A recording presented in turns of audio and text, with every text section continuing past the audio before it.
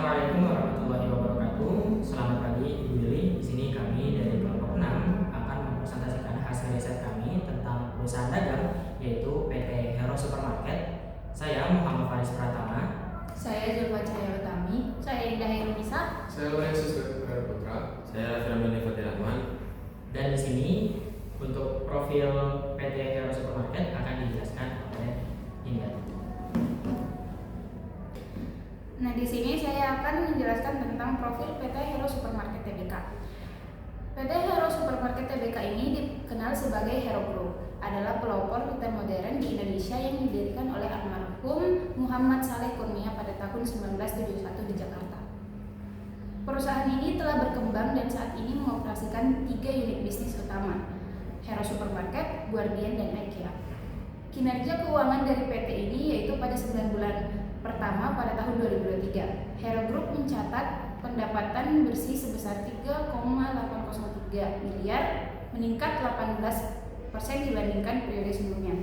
Laba bersihnya mencapai 19 miliar, menunjukkan perbaikan signifikan dibandingkan dengan kerugian pada tahun sebelumnya.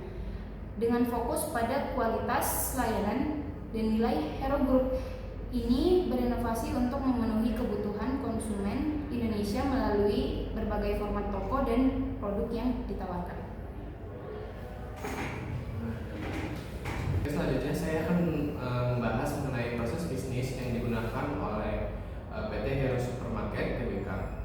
Di sini yang pertama dia menggunakan pengadaan barang, yang dimana pengadaan barang ini itu tuh perusahaan bekerja sama dengan pemasok lokal serta internasional untuk memastikan ketersediaan barang yang berkualitas dan sesuai kebutuhan konsumen.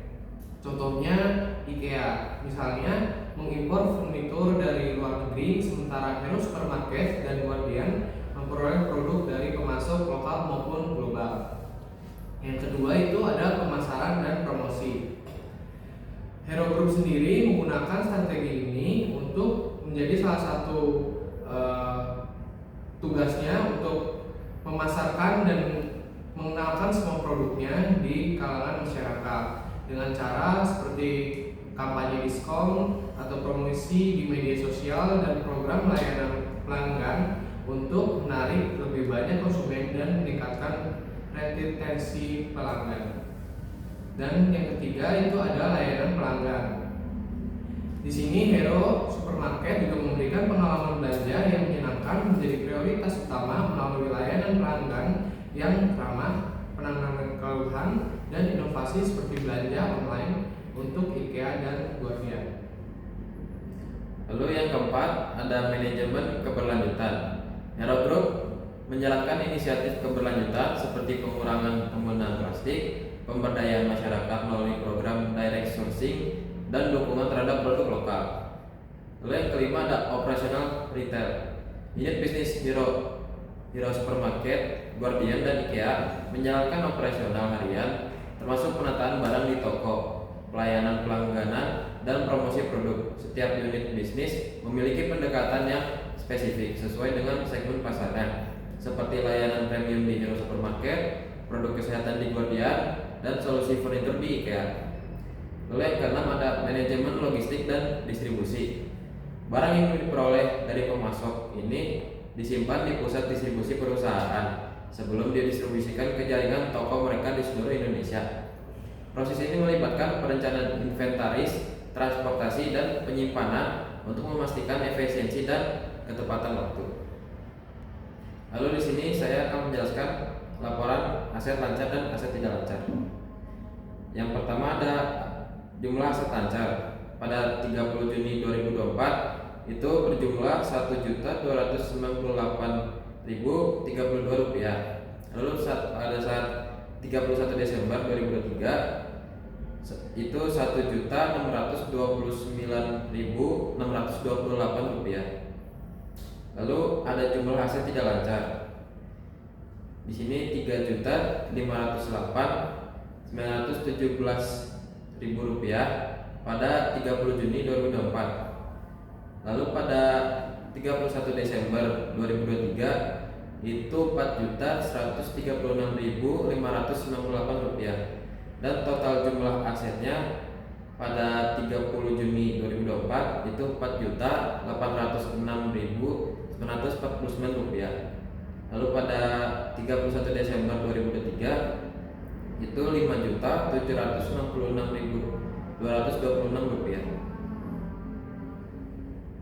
Lalu setelah laporan aset lancar dan aset tidak lancar, di sini ada laporan posisi keuangan konsolidasian. Di sini kami mengambil dari periode 31 Desember 2022 hingga 30 September tahun 2023. Yang dimana di sini dicatat hutang atau liabilitas jumlahnya itu berkurang dari 3,785,951 triliun menjadi 3,347,764 triliun. Lalu jumlah ekuitasnya di sini mengalami peningkatan dari 938,138 miliar rupiah menjadi 955,112 miliar rupiah.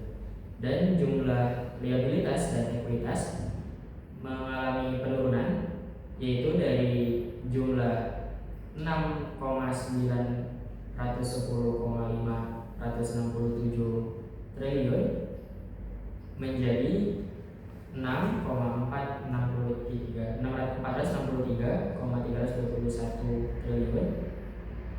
Lalu dari laporan laba rugi dan penghasilan komprehensif, di sini kami mengambil dari pencatatan tanggal 30 September tahun 2022 hingga 30 September tahun 2023. Pendapatan bersihnya mengalami kenaikan dari 3,232,798 triliun menjadi 3,803,355 triliun.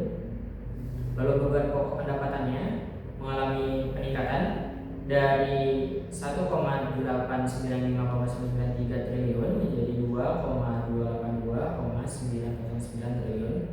Laba kotornya mengalami kenaikan yaitu dari 1,336,805 menjadi 1,520,446. Rugi sebelum atau pajak penghasilannya mengalami peningkatan dari 258,769 miliar menjadi 281,522 miliar.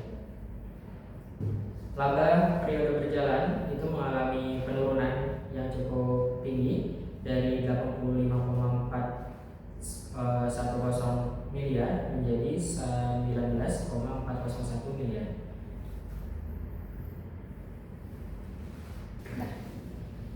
Lalu selanjutnya saya akan menjelaskan laporan perubahan ekuitas.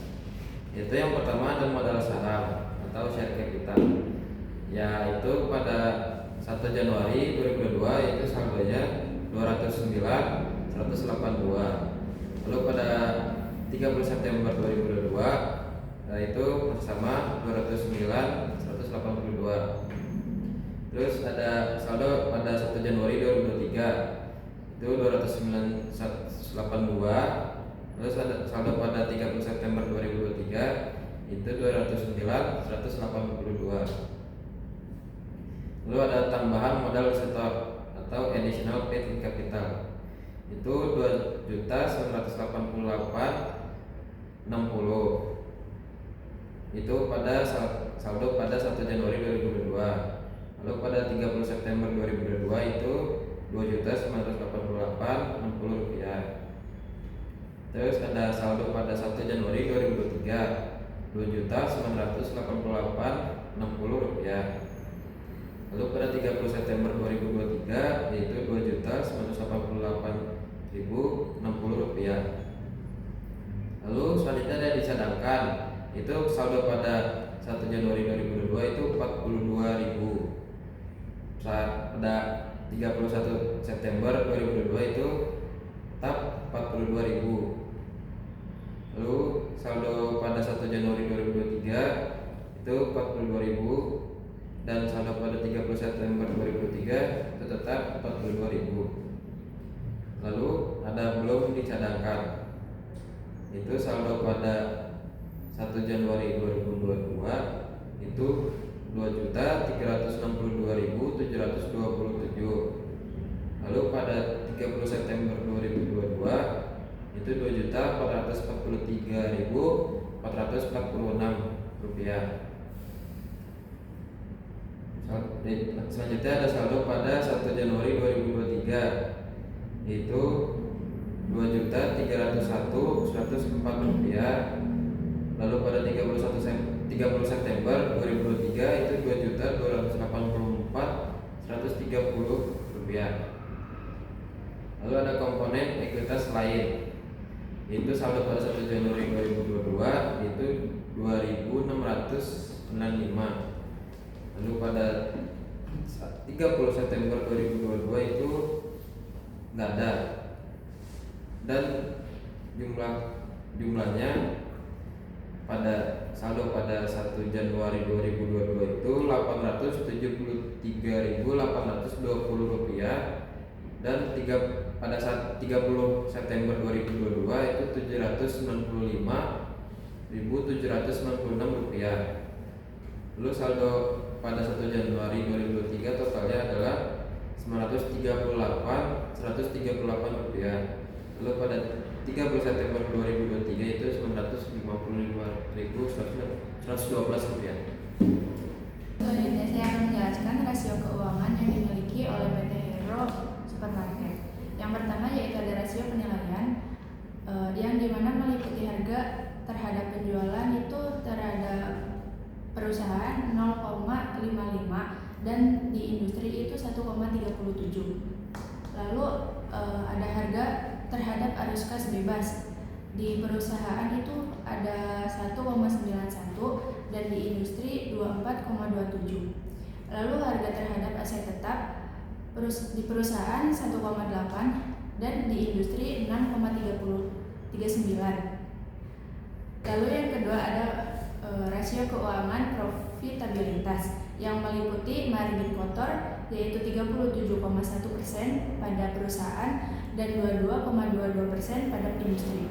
Lalu ada margin operasional.